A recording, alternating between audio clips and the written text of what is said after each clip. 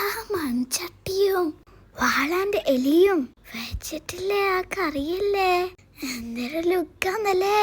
അതുപോലെ പുളിയാന്ന ടേസ്റ്റും. നമ്മൾ ഫേമസ് ഷെഫിന്റെ ഫിഷ് നിർമ്മാണിയാണിത്. കുറച്ച് നെയ്മീനെ നമ്മൾക്ക് മാരിനേറ്റ് ചെയ്താലോ.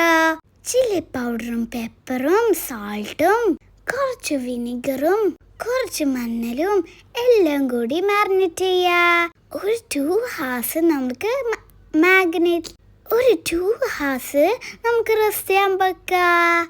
എന്നാൽ അതിനെ ഫ്രൈ ചെയ്തിട്ട് മാറ്റി വെക്കാം. ഇതുപോലെ ചട്ടിയിൽ ലീഫ് വെച്ചിട്ട് വെക്കാം.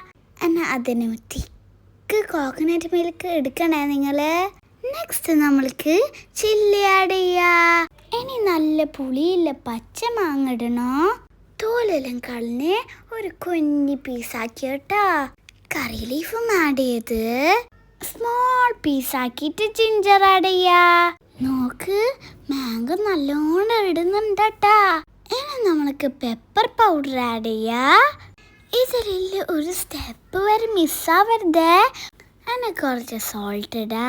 ഒരു സ്പൂൺ വെളിച്ചെണ്ണ മേലെ ഒഴിച്ചെടുക്ക. ഇനി ഇതുപോലെ ലഡും വെച്ചിട്ട് ഒരു ലീഫും നമുക്ക് വെക്കാം. ഇനി കവർ ചെയ്ത് ലോ ഫ്ലെയിമിൽ കുക്ക് ചെയ്യാ. ഒരു 10 minutes കുക്കായിക്കോട്ടാ. നമ്മളുടെ കറി റെഡി ആയിട്ടുണ്ട്. ഈ കറി നല്ല ടേസ്റ്റാ. സിമ്പിളായിട്ടല്ല നമ്മളാക്കിയത്. ആ തേങ്ങാപ്പാലും പച്ചമാങ്ങയും ഫ്ലേവർ സൂപ്പറാ.